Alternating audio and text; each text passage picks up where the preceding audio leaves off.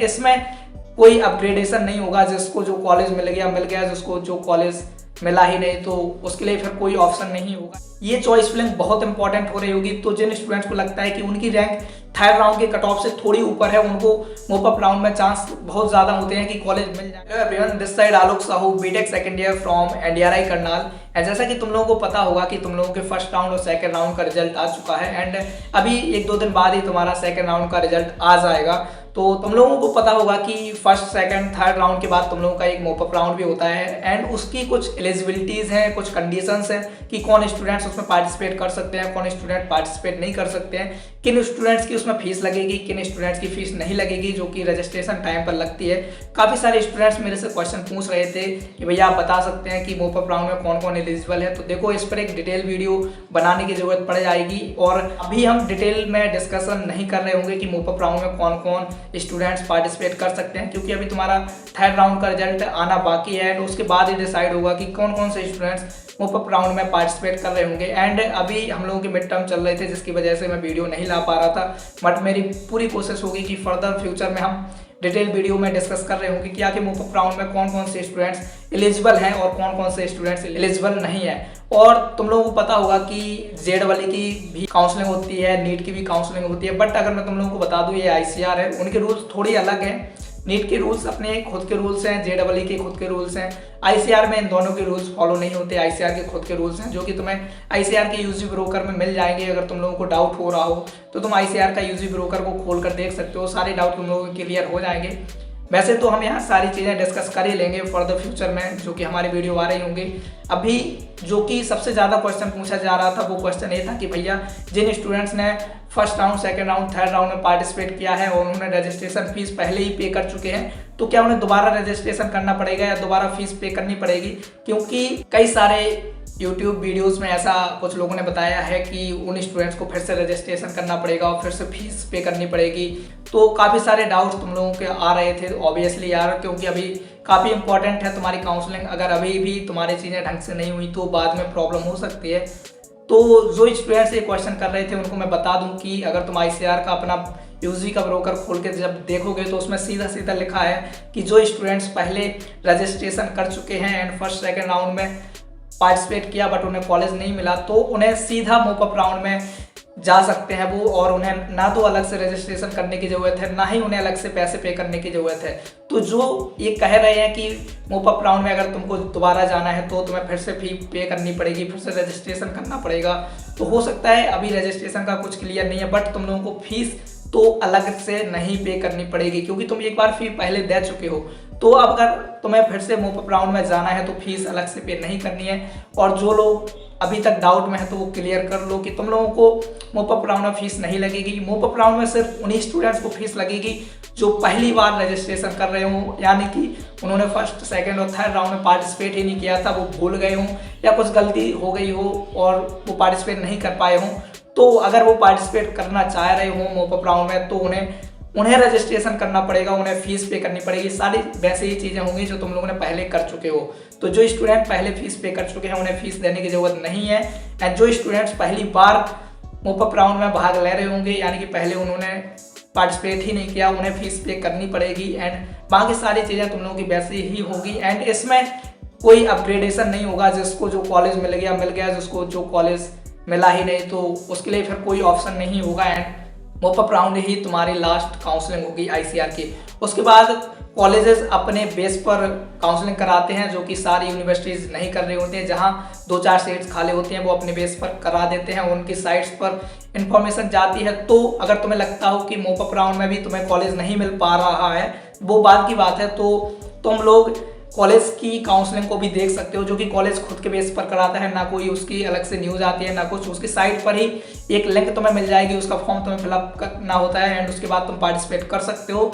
तो ये सारी चीज़ें देखो मूव अप राउंड के अलग से स्पेसिफिक इंस्ट्रक्शंस दिए गए हैं, उसमें ये सारी चीज़ें बताई जाएंगी। तो ऑब्वियसली जब हम वीडियो बना रहे होंगे मूव अप राउंड पर तो ये सारी चीज़ें तुम्हें वहाँ भी मिलेगी। एंड मैं तुम्हें बता दूँ कि तुम लोगों को पता होगा कि मैंने इस बार काउंसलिंग भी करवाई थी काफ़ी सारे स्टूडेंट्स की, तो अप्रॉक्स 40 स्टूडेंट्स ने उसमें पार्टिसिपेट किया था एंड कुछ फ्री में भी स्टूडेंट्स थे जिनको मैंने फ्री काउंसलिंग करवाई थी। एंड अगेन हम मूव अप राउंड में फिर से काउंसलिंग कर रहे होंगे एंड उन्हें फिर से जो चॉइस फिलिंग करनी होगी उसमें हम हेल्प कर रहे होंगे। तो जिन स्टूडेंट्स को लगता है कि थर्ड राउंड में कॉलेज नहीं मिलता है, या तुम लोग इस वीडियो को बाद में देख रहे होगे और तुम्हें अगर थर्ड राउंड में कॉलेज नहीं मिला तो तुम हमारी मोपअप काउंसलिंग में पार्टिसिपेट कर रहे होगे। इस बार सिर्फ मोपअप राउंड में हम सिर्फ 25 स्टूडेंट्स को लेंगे, क्योंकि मोपअप राउंड में कुछ भी इंपॉर्टेंट नहीं होता, सबसे ज़्यादा इंपॉर्टेंट होती है तुम्हारी चॉइस फिलिंग एंड किस कॉलेज में कितनी सीट्स खाली हैं ये तुम्हें पता होना चाहिए। वैसे तो ये कॉलेज की साइट्स में या कॉलेज में जाकर ही पता चलता है, तो ये सारी चीज़ें स्टूडेंट्स को पता नहीं होती कि किस कॉलेज में कितनी सीट्स बच्ची हैं, उसी के हिसाब से तुम्हारी चॉइस फिलिंग करनी पड़ती है। तो ये चॉइस फिलिंग बहुत इंपॉर्टेंट हो रही होगी। तो जिन स्टूडेंट्स को लगता है कि उनकी रैंक थर्ड राउंड के कट ऑफ से थोड़ी ऊपर है, उनको मोपअप राउंड में चांस बहुत ज़्यादा होते हैं कि कॉलेज मिल जाए, तो तुम लोग चाहो तो हमारी मोपअप राउंड की काउंसलिंग में पार्टिसिपेट कर सकते हो। सारी चीज़ें तुम्हें नीचे डिटेल्स में मिल जाएंगी एंड किसी को अगर कुछ डाउट हो तो नीचे मेरा व्हाट्सएप लिंक दिया गया होगा, तुम लोग मेरे से डायरेक्ट कॉन्टैक्ट कर सकते हो। मेरी पूरी कोशिश होगी कि मैं तुम लोगों की ज़्यादा से ज़्यादा हेल्प कर सकूँ। मैं फिर से बता देता हूँ, जिन स्टूडेंट्स को थर्ड राउंड में कॉलेज नहीं मिलता है एंड उनके रैंक उससे 2-4 हज़ार रैंक ऊपर नीचे है, तो तुम लोग मोपअप राउंड में पार्टिसिपेट कर सकते हो। एंड कई सारे स्टूडेंट ऐसे भी होंगे कि जिनकी रैंक बहुत अच्छी है बट उनकी चॉइस फिलिंग अच्छी नहीं हुई थी, जिसकी वजह से उन्हें कॉलेज इन राउंड्स में नहीं मिल पाया। बट उनकी रैंक बहुत अच्छी है तो उन्हें ऑब्वियसली अगर मोपअप राउंड में काउंसलिंग बहुत अच्छे से कर लेते हो तो तुम्हें कॉलेज मिलने के चांसेस बहुत ज़्यादा हो जाते हैं। तो इसलिए मैं फिर से बता देता हूँ, जिन स्टूडेंट्स के रैंक कट ऑफ्स के अंदर आ रही है फिर भी उन्हें कॉलेजेस नहीं मिले या वो चाहते हैं कि उन्हें ICR में कॉलेज मिले, तो तुम लोग मोपअप राउंड में जरूर पार्टिसिपेट करना है एंड अपनी चॉइस फिलिंग बहुत ध्यान से बनना जाओ। अगर तुम अपनी चॉइस फिलिंग बहुत ध्यान से भरते हो तो तुम्हें कॉलेज मिलने के चांसेस बहुत ज़्यादा हो जाते हैं। तो इसलिए मैं तुम लोगों से हमेशा कहता रहता हूँ कि तुम लोग कोशिश करो कि सारे के सारे कॉलेज भर दो। तुम्हें भले ही कोई कॉलेज पसंद नहीं है बट उसे सबसे लास्ट में भर दो, लेकिन भर दो, ऐसा नहीं कि कॉलेज छोड़ दो। अगर तुम कॉलेज छोड़ देते हो तो देखो उसके मिलने के चांसेस बिल्कुल भी नहीं रहते, बट अगर तुम कॉलेज भरते हो सकता है कि तुम्हारी कट ऑफ में वो कॉलेज रेंज कर जाए, तो हो सकता है कि उस टाइम तुम्हें वो कॉलेज मिल जाए। बाकी लेना या नहीं लेना तुम्हारे ऊपर डिपेंड करता है। तुम्हें अगर लेना है तो ले लो, वरना छोड़ दो। ना भरने से अच्छा है कि तुम भर दो तो ज़्यादा बेटर है। मैं हमेशा सजेस्ट करता हूँ तुम लोगों को कि कॉलेज सारे भरना, सारे कोर्सेज भरना, बाकी बाद में डिसाइड कर लेना कि तुम्हें लेना है या नहीं लेना। ना भरने से ज़्यादा बेटर है कि कॉलेज भर दो। एंड यही मैंने अपने काउंसलिंग के स्टूडेंट्स को भी सजेस्ट किया था। बट अगर तुम्हारी रैंक बहुत ज़्यादा होगी तो उसमें हम कुछ नहीं कर सकते, हम सिर्फ तुम्हें सजेस्ट कर सकते हैं कि तुम ऐसे ऐसे काउंसलिंग करोगे तो तुम्हारे चांसेस ज़्यादा हो जाएंगे कॉलेज मिलने के। बट अगर तुम कट ऑफ में लाई नहीं करोगे तो ऑब्वियसली उसके लिए हम कुछ नहीं कर सकते। हम सिर्फ सजेस्ट कर सकते हैं कि ऐसे ऐसे काउंसलिंग करोगे तो हो सकता है तुम्हारे चांसेस ज़्यादा हो जाते हैं। बट अगर तुम्हारी रैंक 30,000 40,000 जा रही है एंड कट ऑफ्स 15,000 20,000 है तो ऑब्वियसली उस टाइम हम तुम्हारे लिए कुछ भी नहीं कर सकते। तो हमारी जितनी ज़्यादा हेल्प बन सकते हैं हमसे, हम उतनी ज़्यादा हेल्प तुम्हारी कर रहे होंगे।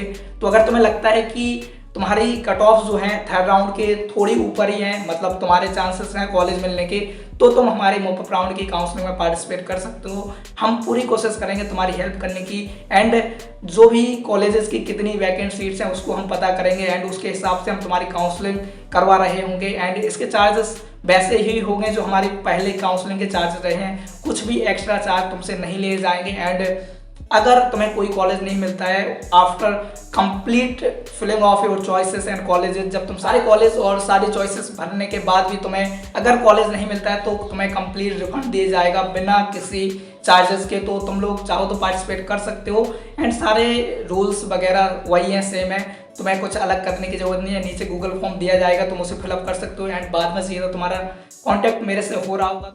तो अब 500 रुपये दे रहे हो तो ऑब्वियसली तुम्हें जानने का हक है कि आखिर उसमें तुम्हें ऐसी क्या क्या चीज़ दी जाएंगी जो कि वैल्यूएबल होगी कि हाँ उसके लिए 500 रुपये खर्च किए जा सकते हैं। वैसे तो मैंने पहले ही बता दिया कि तुम्हें मैं काउंसलिंग से ज़्यादा तुम्हारी मेंटरिंग कर रहा हूँगा ताकि तुम्हें बेटर से बेटर कॉलेज एंड बेटर से बेटर डिग्री प्रोवाइड करा सकूँ।